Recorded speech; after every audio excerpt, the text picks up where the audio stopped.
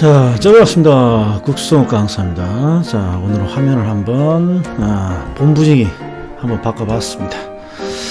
자, 이번 주에 우리가 시장론하고 정책론 이걸 지금 빠르게 지금 정리했는데, 최근에 시장론하고 정책론의 출제 비중이 상당히 낮아졌죠. 그래서 여기는 필수적인 용어 정리와 논점 이런 것들을 자꾸 머릿속에 뭔가 집어넣고 있어야 돼요.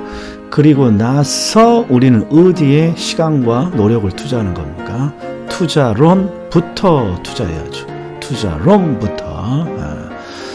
자, 제가 평가사 여기 요새 평가사가 4월 24일에 시험을 봐요. 그러니까 한참 바쁠 때 됐죠. 떵줄 탈 때가 됐죠. 그래서 오늘도 마무리하고 왔는데, 자, 그래서 제가 좀 영상을 빨리 못 올리고 있네요. 자, 한번 들어가 보겠습니다. 음악 끄고 들어가 볼게요. 자, 시장론, 정책론 첫 번째. 자, 강의 노트에 딱 들어가 보면 첫 번째 주거분리 주택 순환 현상이 있죠. 자, 주거분리는 주거지역이 소득계층별로 분리되는 현상. 고소득과 저소득층의 주거지역으로 분리된다. 자, 이유가 뭡니까? 외부 효과죠. 항상 현상은 어떤 원인으로 만들어지느냐. 이게 포인트인 거죠. 자, 그 다음에 주택 이어가 현상. 자, 주택 이어가는 주택 순환 현상이죠. 우리는 소득 계층 간에 주택이 순환되는 현상을 자주 목격합니다. 야, 뭔 소리야? 주택이 순환된다니. 자, 제가 살고 있는 집은 제가 직접 건축을 한 게 아니라 누군가 살던 집을 물려받았단 말이에요. 이런 걸 우리는 주택을 순환시킨다 이렇게 부르는 거죠. 마치 형제들 간에 옷을 물려 입는 것처럼 그런 걸 우리는 순환 현상이라고 합니다. 자, 그런데 일단 순환 주택 이어가 현상은 하향이냐 상향이냐 이렇게 두 가지로 나눠지는데, 항상 옷으로 해결하자 그랬어요. 형의 옷을 동생 아랫사람이 물려받습니다. 이게 일반적인 거죠. 이게 하향이죠. 아랫사람인 동생 쪽으로 물려간다, 물려진다. 자, 상향은 예외적인 거죠. 형의 옷이 위에 있는, 동생의 옷이 위에 있는 형의 옷으로 형의 방향으로 물려받는다라는 거니까. 자, 중요한 건 이 자주 나오는 문구가 중요하죠. 하향 여가 관련해서. 자, 해볼게요. 하향 여가는 저소득층이 노후화돼서 가격이 떨어진 고소득층의 주택을 물려받는 거예요. 따라서 여기는 고소득층의 주택이 들어가겠죠. 생략을 했지만 고소득층의 주택이 저소득층의 사용으로 전환된다. 자, 저소득층의 사용으로 전환된다는 것은 결국 저소득층이 물려받았다 이런 뜻이고, 자, 고소득층 주거지역으로 누가 들어간다. 저소득층이 들어간다. 근데 뭐 하려고 들어가니? 이사 들어가는 거죠. 이사 뭐 하려고? 고소득층의 주택을 뭔가 물려서 사용하려고. 자, 그 다음에 왜 이런 하향 여가가 나타납니까? 그러면 주택이 필요하니까죠. 주택이 필요하니까 노후화돼서 가격이 떨어진 고소득층의 주택을 물려받는 거죠. 이걸 경제학에서는 주택에 대한 수요가 증가할 때 나타나는 현상이다. 수요가 증가할 때, 다른 말로 주택이 필요해서 물려받았다 이런 뜻이죠. 자, 근데 주의해야 될 게 여기죠. 저가. 자, 왜 저가라는 말이 붙습니까? 그러면 지금 저소득층이 주택을 필요로 하는 거니까 저소득층은 가격 수준이 낮은 저가 주택을 필요로 하는 거죠. 따라서 저가 주택의 수요가 늘어날 때 나타나는 현상이다. 자, 예외적으로 어떻게 해서, 이건 비상식이죠. 왜 저소득층의 주택을 고소득층이 물려받았습니까? 고소득층이 물려받는 게 상향인데, 그러니까 뭔가 이유가 필요해요. 그게 바로 요놈이죠. 저소득층 주거지역에서 주택의 수선 재개발이 나타나자 이런 현상이 나타나는 것이죠. 자, 이번 효율적 시장이에요. 첫 번째, 효율적 시장은 항상 뭐가 효율적 시장이죠? 뭐가 효율적인 시장이에요? 정보가 효율적인 시장이죠. 야, 그럼 정보가 효율적이라는 게 뭐니? 정보가 시장의 지체 없이 반영되는 시장. 자, 그러면 현실의 부동산과 현실의 주식시장은 효율적 시장인가요? 이렇게 물으면 이해를 했다면 대답해 줘야죠. 현실의 주식, 현실의 부동산 시장은 어떤 정보가 뜨면 그날 바로 주가나 부동산 가격에 반영이 되잖아요. 그래서 현실의 시장도 효율적 시장이다 이런 말이에요. 자, 그런데 여기에 포인트는 뭐냐?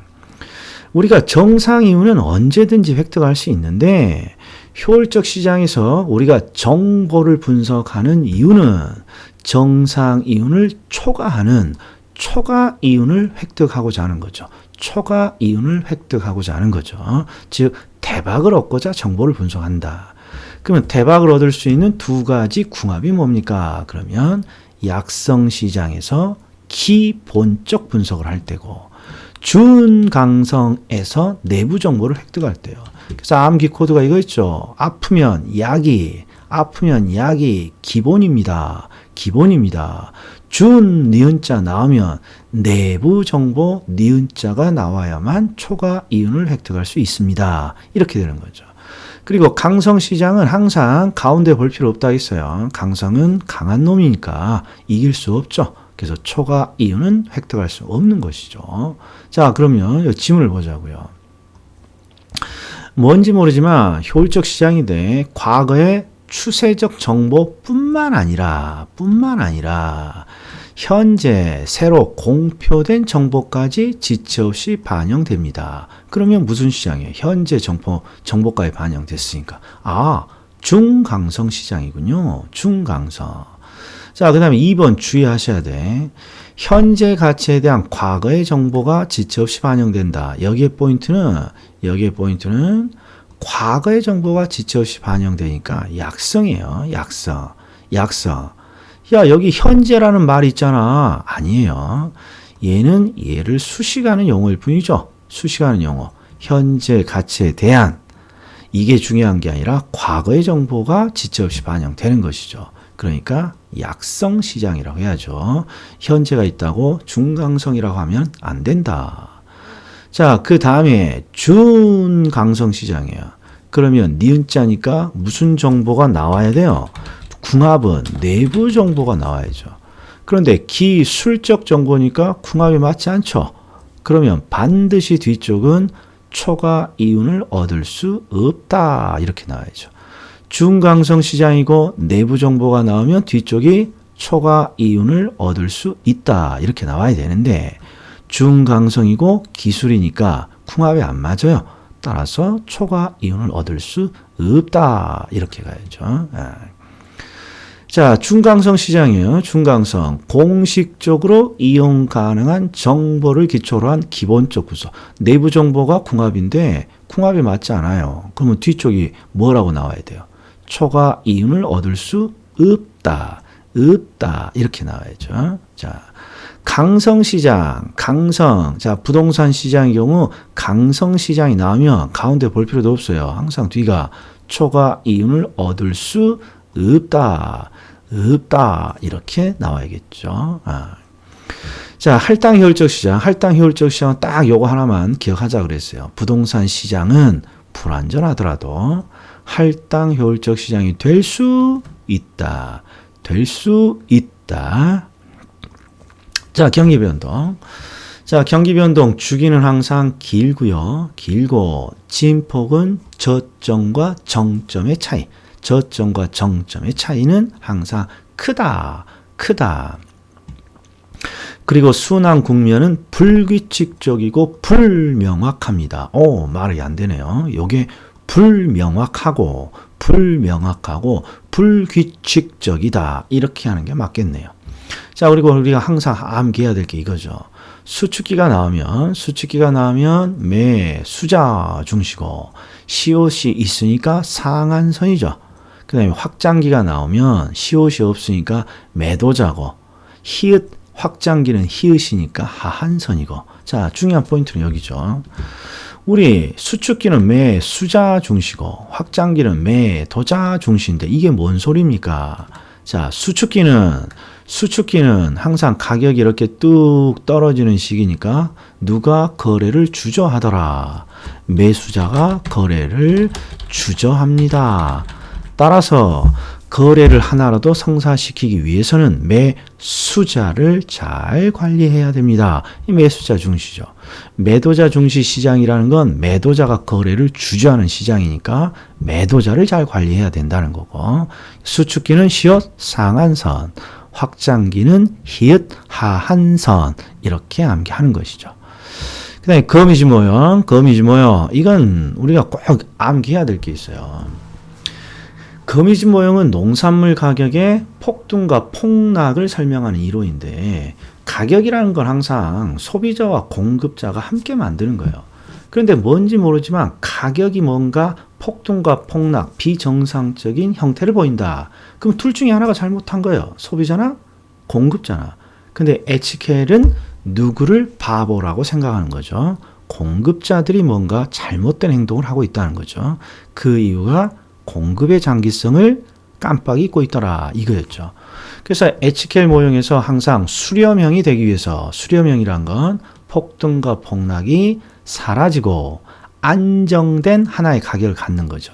수렴형이 되기 위해서는 누구라도, 공급자가 비합리적이니까 소비자라도 똑똑하다면, 즉 소비자가 보다 탄력적이라면 수렴, 이렇게 되는 거죠. 수렴.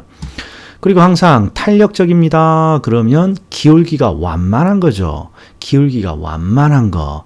그래서 기울기는 항상 키값, 높이값이니까 기울기가 완만하다, 이 말은 기울기 값이 작다. 그래서 제가 농담처럼 키가 작으면 세상은 공평한 거죠. 똑똑한 거라니까. 그래서 소비자가 보다 탄력적이다. 소비자의 키가 작으면 수렴, 이렇게 되는 거죠. 땅으로 수렴. 자, 함수가 나오면, 항상 함수가 나오면 이 함수에서 무엇을 찾으라는 것이다. 기울기를 찾으라는 거죠. 기울기. 근데 기울기를 찾는 방법은 항상 수량, Q 앞에 수치를 읽고 P로 시작하는지를 확인하죠. 그래서 P로 시작하면 Q 앞에 있는 수치가 기울기가. 근데 2P로 시작하면 2로 나눠주고 3P라면 3으로 나눠준다. 그럼 응용해 보자고요. 응용. 항상 소비자 행동이 중요하니까 소비자 행동에 동그라미를 치고, 자, 이게 무슨 뜻인가요? 탄력성이에요. 똑똑도 IQ. 근데 지금 IQ가 소비자가 더 높죠? 그러면 소비자가 언젠가는 폭등과 폭락을 해결하더라. 그러니까 여기는 수렴형이 돼야죠. 자, 이번에도 소비자의 수치에다 동그라미 치죠. 근데 기울기 값이니까 키 값으로 따져야죠. 키 값. 키가 몇 미터입니까? 2m. 그래서 소비자의 키가 작으면 땅으로 수렴. 소비자의 키가 크면 말산. 그런데 여기는 또이또이니까 영원히 반복되는 순환이죠. 순환. 자, 이렇게 함수를 줘요. 함수. 그럼 이 함수에서 뭐 찾으라는 거죠? 기울기 값. 기울기 값을 왜 찾니? 기울기 값을 찾으면 요 2번 형태랑 똑같게 되는 거죠. 그럼 보자고요. 항상 수량 앞에 있는 수치를 읽는다. 1. P로 시작하는지를 본다. P. 그러니까 요 1이 기울기 값이죠. 소비자의 키 1. 자, 공급자는 수량 앞에 있는 수치를 읽는다. 1. 그런데 2P로 시작한단 말이에요. 2P. 그러면 밑에 요 수량 앞에 있는 수치를 뭘로 나눠준다? 2로 나눠줘야죠. 그럼 기울기 값이 얼마입니까? 0.5. 소비자의 키는 1m. 그러니까 소비자가 더 크죠? 그러니까 땅에서 발산형이 되겠습니다. 자, 이번에는 정책으로 들어왔네요. 정책, 직접과 간접 개입 방식을 구분하세요. 이렇게 대부분 박스로 이렇게 주죠. 이렇게. 그러면 가장 쉬운 방법이 뭐냐? 눈에 확 띄는 네 가지가 항상 있다 있어요. 간접에 눈에 확 띄는 거. 조세, 부담금, 보조, 각종 지원. 이것부터 찾는 거예요. 그럼 보자고요. 조세, 부담금, 부담금, 조세는 없지만 부담금, 요 간접이잖아요. 그 다음에, 보조, 지원, 간접. 자, 그리고 시험에 아주 잘 나오는 대표적인 간접 개입 방식이 있죠. LTV DTI. LTV DTI. 주택시장의 유인체. 여기 간접이죠. 찾아보자고요. 여기 있잖아요. 대부비율 LTV 간접. 자, 그리고 나머지에서 이제 직접을 찾아보자 이런 말이에요. 자, 정부가 가격을 직접 통제하네요. 임대료 규제, 분양가 규제. 직접. 그 다음에 정부가 토지를 미리 쌀 때 구입합니다. 취득합니다. 미리 쌀 때 취득해서 보유하고 있는 거죠. 토지 은행, 토지 비축제도 직접. 그 다음에 토지 수용도 정부가 토지를 강제적이지만 취득하는 거잖아요. 취득. 그러니까 직접. 그럼 여기서 지금 직접 개입 방식에서 빠진 게 뭐가 있죠? 각종 공적 개발. 각종 공적 개발. 다시. 자, 간접에서 가장 눈에 띄는 게 요거예요. 조세, 부담금, 보조, 지원, 그리고 주택시장의 유인체, LTV, DTI. 이거부터 찾고, 우리 직접 개입 방식을 찾죠. 직접 개입 방식으로 자주 나오는 게 임대료 규제, 분양가 규제, 그 다음에 토지 은행 제도, 토지 수용, 그 다음에 각종 공적 개발. 이렇게 암기해야죠. 자, 외부 효과요. 외부 효과는 왜 시험에 나옵니까? 그러면 이들은 시장을 실패시킨다. 시장 실패. 그래서 우리는 항상 자, 눈도장 찍을 게 있고 이해해야 될 게 있는 거죠. 그러면 여기는 전부 다 눈도장 찍을 거예요. 자, 공해로 대표되는 외부 불경제. 외부 불경제가 나오면 과대한 자원 배분이고, 외부 경제는 한 글자 빠졌으니까 과소. 그리고 공해는 안 좋은 거니까 벌금 등 규제를 하는 거고, 꽃집은 좋은 일이죠. 그러니까 보조 등 지원 또는 장려 이렇게 하는 거죠. 이건 암기사항이에요. 자, 그런데 첫 번째, 공해가 왜 시장을 실패시킵니까? 이건 이해. 공해가 왜 시장을 실패시켜요? 공해는 사회에 손해를 끼치지만 그 손해에 대해서 대가를 지불한 적이 있다 없다. 공장은 공해를 통해서 사회에 손해를 끼치지만 대가를 지불한 적이 없단 말이에요. 시장의 원리가 깨졌다. 시장 실패. 자, 꽃집은 왜 시장을 실패시킵니까? 꽃집은 꽃의 진열을 통해서 사회에 이익을 주지만 그 이익에 대한 대가를 한 번도 받은 적이 없다. 대가를 한 번도 받은 적이 없다. 그래서 시장이 실패되는 이유는 뭔가 행동이 취해졌지만 그 행동이 뭔가 영향을 줬지만 그 영향에 대한 대가를 지불한 적도 없고 지불 받은 적도 없기 때문에 시장이 실패한다. 요게 이해가 필요하죠. 나머지는 외부 불경제 과대. 나머지는 싹 과소잖아요. 외부 불경제만 과대. 예. 자, 그럼 공공재 나오죠. 공공재는 소비의 비경합성, 소비의 비배제성. 자, 그럼 이걸 설명을 좀 해주세요. 보자고요. 자, 공원과 같은 공공재, 공원과 같은 공공재는 항상 함께 이용할 수 있잖아요. 이용. 그러니까 서로 먼저 이용하려고 경쟁하지 않는다. 이게 소비의 비경합성.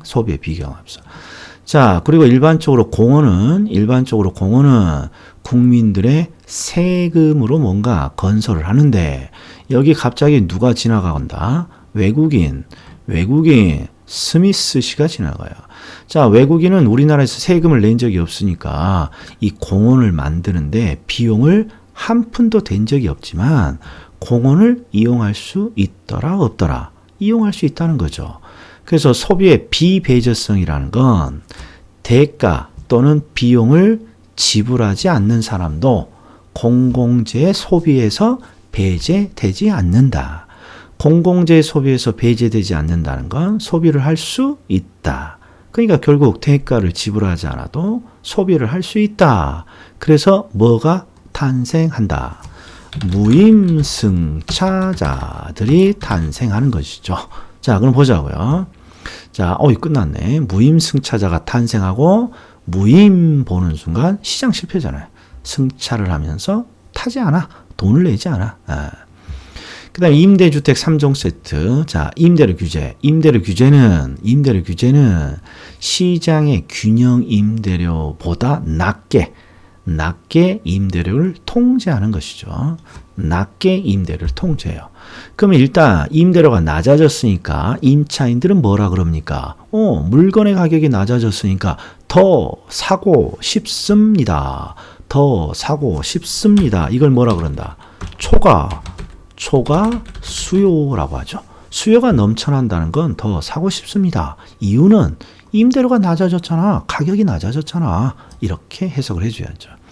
그리고 임대사업자인 임대인 입장에서는 임대료가 낮아졌으니까 아유 나 더러워서 임대사업 못 하겠네.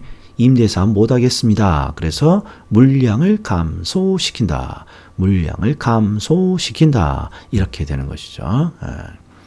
자, 임대료 보조. 임대료 보조는 누구한테 보조해 주는 거죠? 임차인에게 보조해 주는 거죠. 그래서 우리는 수요자 보조라고 하죠. 자, 임차인에게 보조금이 지급되면 임차인은 뭐라 그래요? 땡큐라고 하죠. 그래서 임대주택에 대한 수요가 는다. 임대주택에 대한 수요가 는다.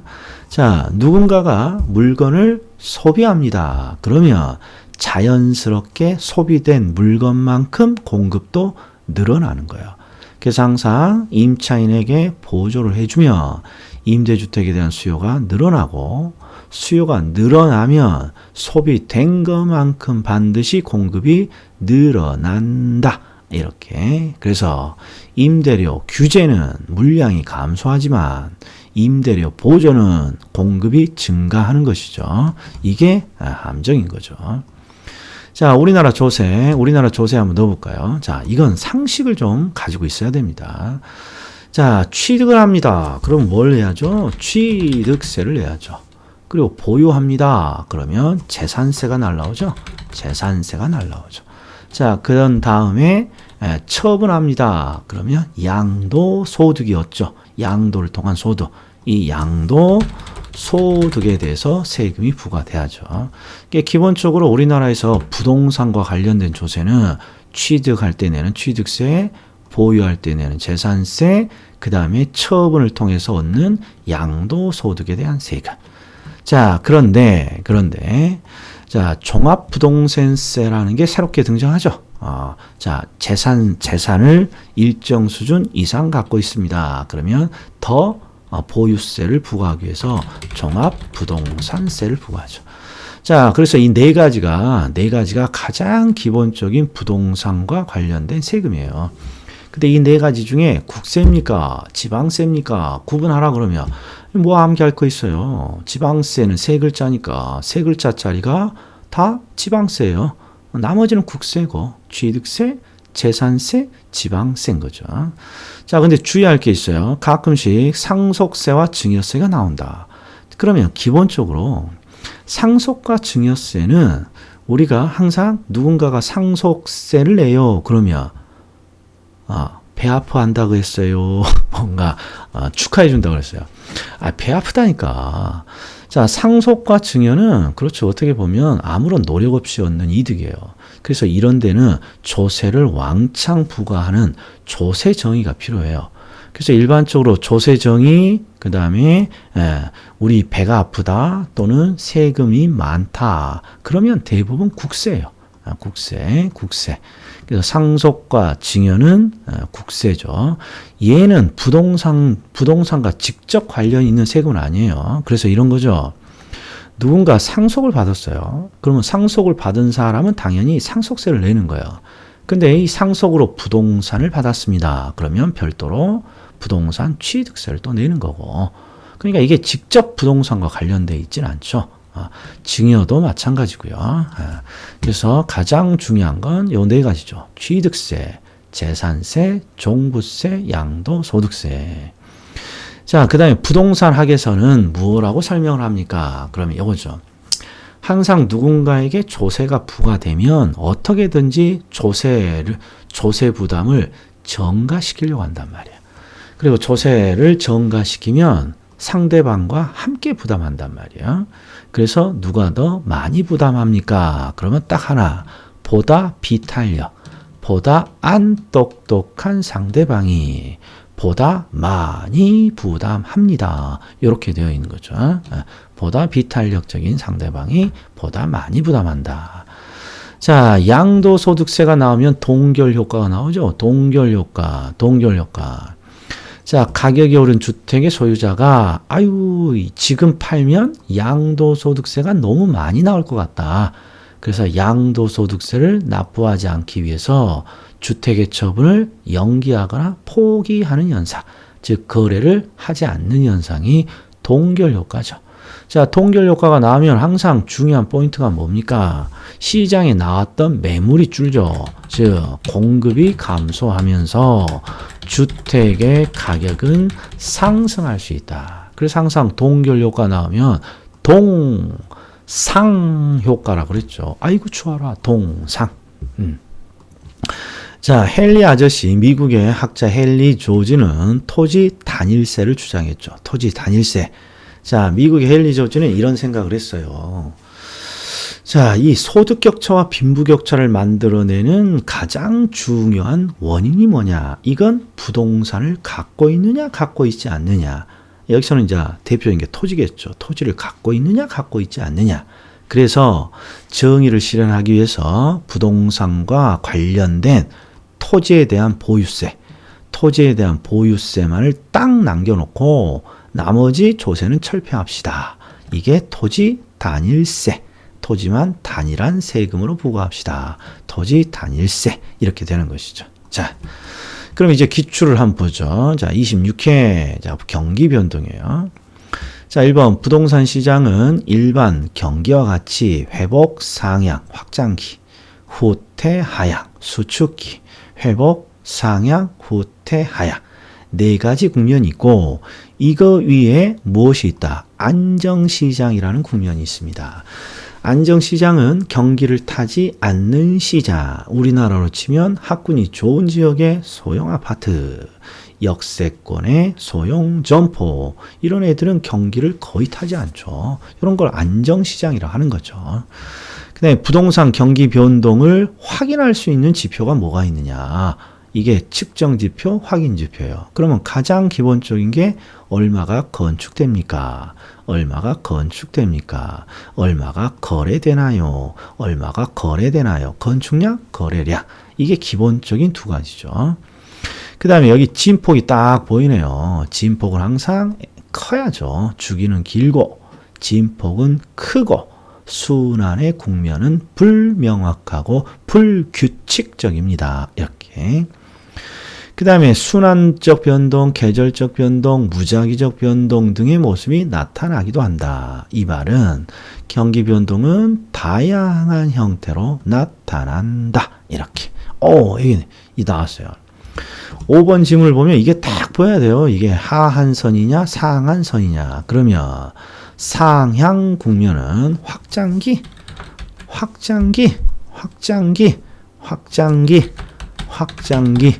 따라서 히읗 그러니까 하한선 이렇게 와야죠. 옳은 질문이네요. 그래서 틀린 게 3번. 자, 이게 작년 30일의 기출이죠. 30일에 자 봐요. 항상 읽어본다고요. 수요의 가격 탄력성의 절대값이 절대값은 의미 없어요. 그냥 값이라고 하면 되겠죠. 값이 공급의 탄력성 절대값보다 크다. 그러니까 꺽쇠가 이렇게 되어 있죠. 그럼 우리가 하던 대로 자, 소비자의 수치에 동그라미 쳐요. 수치는 없지만 값에다가 동그라미 쳐요. 그리고 무엇입니까? 탄력성이니까 똑똑도. 소비자가 더 똑똑한 거 아니야? 탄력성의 값이 크니까. 그러면 소비자가 언젠가는 폭등과 폭락을 사라지게 합니다. 그러니까 이게 수렴형이죠. 1번 아니면 2번인 거야.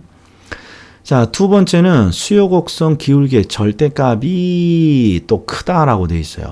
그러면 기울기 값이죠. 자, 소비자의 수치에 동그라미 치고 이번에는 뭐지? 기울기 값이요. 키값. 소비자의 키가 크잖아요.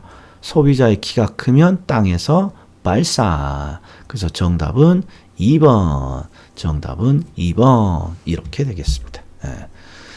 자, 정부의 직접 시장, 직접 개입 방식을 찾으라는 거예요. 그럼 항상 이런 게 보여야 돼요. 조세, 부담금, 보조, 지원 이런 걸 먼저 찾아야죠. 눈에 확 띄니까. 자, 봤더니 여기 종합부동산세 조세 X, 부담금 X, 그 다음에 보조라는 문구나 지원이라는 문구를 찾아봐야 돼요. 보조 지원 없군요. 그리고 또 자주 나오는 게 LTV, DTI, 유인책이죠. 간접. 여기 있어요. 간접. 그럼 이제 나머지 확인만 하면 되는 거죠. 토지은행제도 직접. 공영개발, 정부가 직접 개발한다. 정부가 직접 투자한다. 이 세 가지가 직접. 자, 외부효과 평가사 27회인데 일단 정답은 1번이라고 그랬어요. 1번이 옳지 않는 지문인데 왜 옳지 않느냐를 정확히 찾아줄 수 있어야 된다는 거죠. 자, 항상 외부효과가 시장을 실패시키는 이유는 뭐 때문에? 자신의 행위에 대해서 대가를 지불하지도 대가를 지급받지도 않는 상황이에요. 근데 여기를 봤더니 뭐 제3자가 인지한다, 인지 못한다 이건 전혀 필요 없는 내용이고 딱 여기 보여야죠. 여기 대가, 이 보상이 대가죠. 대가가 지급됐다, 지급되지 않았다. 지급됐다고 돼 있으니까 네가 틀린 거죠. 외부 효과는 항상 외부의 효과, 영향을 주지만 그에 대한 대가를 지급받지도 않은 현상입니다. 이렇게 해줘. 자, P는 항상 요거죠. P가 중요하죠. please, 빨리 갖다 주세요. please. 그러니까 정의 외부 효과가 나타나는 시설물은 P 현상이 나오죠. 빨리 갖다 줘요. 그 다음에 배출권 거래제도 이런 건 우리 시험 범위를 벗어나니까 자, 지워버리고 자, 4번. 정의 외부 효과는 장려해야죠. 그래서 정부는 장려하기 위해서 보조금 등을 지급한다. 맞았고. 그 다음에 공장이 설립된 인근 지역에 뭐 폐수 나왔으니까 부의 외부 효과 이렇게 나와야 될 듯하고. 그 다음에 조세정책. 취득세 감면. 취득세냐 보유세냐가 중요한 게 아니죠. 세금이 감면되면 주택의 구입이 늘어나죠. 따라서 거래가 활성화된다.